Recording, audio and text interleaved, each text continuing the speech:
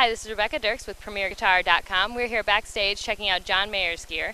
We're about to meet up with his guitar tech, Rene Martinez, to see all of the amps, pedals, and everything he uses on stage. Sound check is also about to start, so bear with us if it gets a little loud. Rene's kind of legendary in the tech world. You've teched for, obviously, Stevie Ray Vaughan. You're with John now, and you've had a lot of other guys, so you know what you're doing around here, huh? Well, I think I know what I'm doing. I really don't know if I know what I'm doing, but I try. Well, I think the sound speaks for itself. So let's take a look at what amps John's using right now, which are pretty legendary in themselves. Yeah, they are. They're all like name brand amps as far as legendary, Fender, and there's a Two-Rock that he has that he's playing through, and then of course a lot of people are knowing the Dumble amplifier made by Alexander Howard Dumble. And this is one of them right here. This one's a Steel String Singer. This one doesn't have overdrive or anything. It's an amplifier that's clean sounding, yet is able to produce a great big sound. Alexander did make a whole lot of these here. I can't tell you exactly how many, but these are such strong amplifiers. Stevie Ray Vaughan used them, Bonnie Raitt used them. A lot of artists back then were using these amplifiers, and if you wanted to call it a boutique amplifier, I guess you could, but to me it was just a Dumble amp. One of the best amplifiers made in the world today, in my opinion. And then the Two-Rock is John's signature model, right? Yes, it's John Mayer signature model Two-Rock. This one's a 100-watt amplifier, and this one's made by people up in California. And then he's using the Fender Bandmaster too? Yeah, the legendary Fender amplifier. This one here is the Bandmaster. It just has that beautiful Fender sound. It's noted for its clean sound, always has. But different models were meant for different reasons. And this one just has to have a remarkable tone to it. And it sounds just good all together, because we have 3 different amplifiers. And it's like playing through one great big speaker. It just makes it, it's not like going for loud. That's not the idea. The idea is that one amplifier sounds good at a certain volume, tone control, or EQ as they call it today, and the same thing with the Two-Rock and the same thing with the Dumble, but they all together, put together, will give you more volume because there's 3 amplifiers on, obviously, but the tone is the most important thing, and that's what makes it sound good. And are there any these special cabinets at all that we're using? These speakers here, they call them Alessandro cabinets. They're hardwood cabinets. There's nothing real special about the speakers. They're Celestion speakers on the inside. They're open back, which means that the back of it is open. You can actually see the speaker. This is what we call a Bradshaw system, and what it is, it's a system that houses pedals or effects so that he can turn them on and off when he wants to, or have a combination of them on and off when he wants to. These drawers just slide out, and they house all of the pedals that he wants to use, and they're always on. They're never off. If they're off, then they won't be employed. So as you can see, all the red lights indicating that the power is on is there.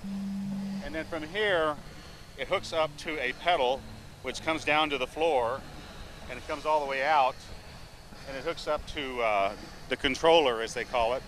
In essence, this is a pedal that turns all of the effects on or off. All the pedals that are in the rack are on here, and if the light is on, that means that one pedal is engaged or is coming through the system. So as this one is off, when you turn it on, then that pedal is in effect. You can hear it through the amplifier when you're playing the guitar.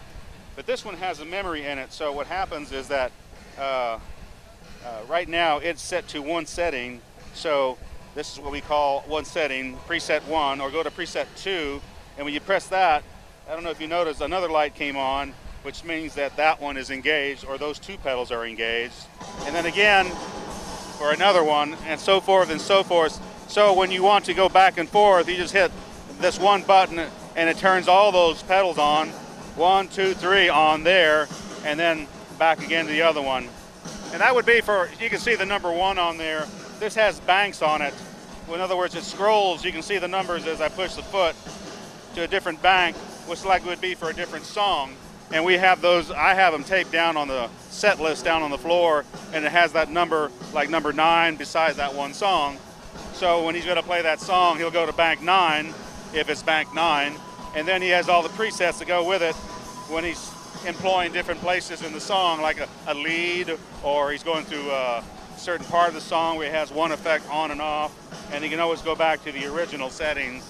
And then we go to another song, he'll press, let's say the next one's 10, obviously, and then that's what he uses for that song, and then those are the effects that he uses for that particular lead or whatever you want to call it. So this whole thing turns it on and off. I don't have any room in the rack, so obviously I have to put them someplace else. But this one is the wah-wah pedal. It's meant to be out here. I can't put it in there because he has to employ it with a foot, so it's got to come out here. Is that a Teeth? Is that a what? What brand is the wah? I think they call this an REC wah-wah. It's got an EQ on it, so you can see up in the front. And you can turn it on and off if you want to. There's a button down here beside it to turn the EQ off or on, and we have it on. I'm just adjusting the adjustments. I have all the adjustments marked. I have everything marked, so I know what to do when I come back. And during the show, when we start doing the set change, I can put everything back in its proper place. And we always start at a certain place. And then these are just extra boost pedals. That's all these are. This controls my acoustic guitar line. So wirelessly, I give him the guitar, and I'll come over here and I'll turn that on, and his acoustic guitar is working. And then when we change guitars, I turn it off.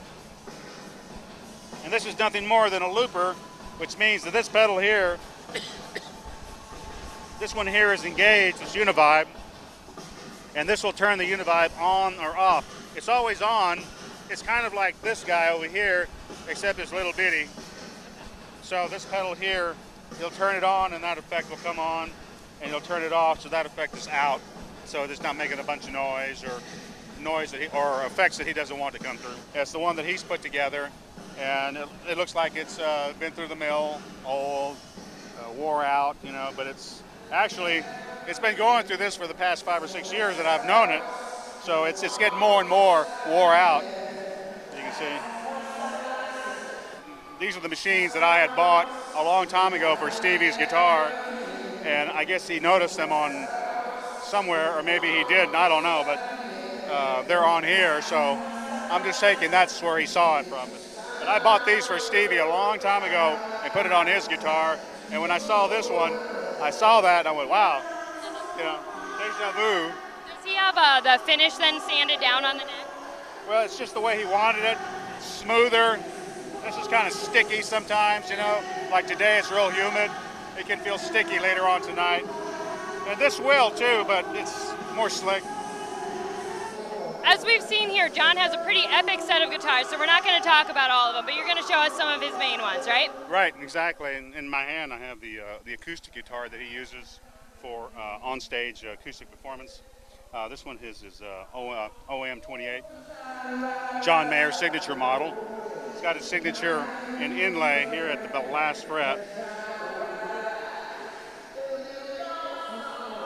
Mother of pearl and abalone around the sound hole.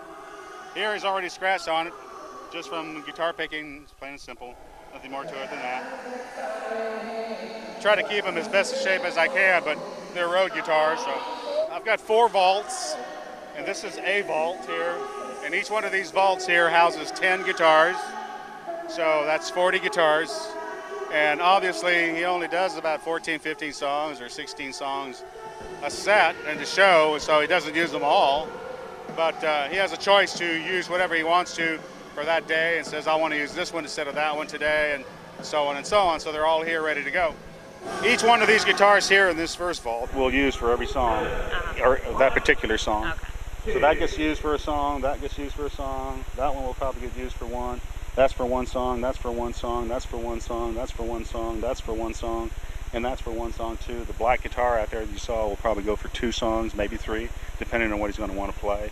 Then of course the acoustic guitar, and then if he does 2 acoustic guitar songs, I'll bring out the second acoustic guitar so that I can make sure this is in tune, and I'll check the other tuning on that. That's why I have 2 of them, and backup as well. You know, not that any of these guitars won't get used, they will or can, and at a moment's notice, I'll have to be ready and have it in tune and ready to go out there.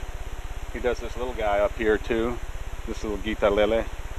He'll play that on the song, and it's ready to go. And I just have to know, since I know his songs, I can pretty much get to him pretty quick. Cool. Ready to go. That is a lot to be handling every night. I have a lot to handle every day. Well, thank you very much for taking some time to talk to us about it. We really appreciate it. You're very welcome. This is Rebecca Dirks with PremierGuitar.com.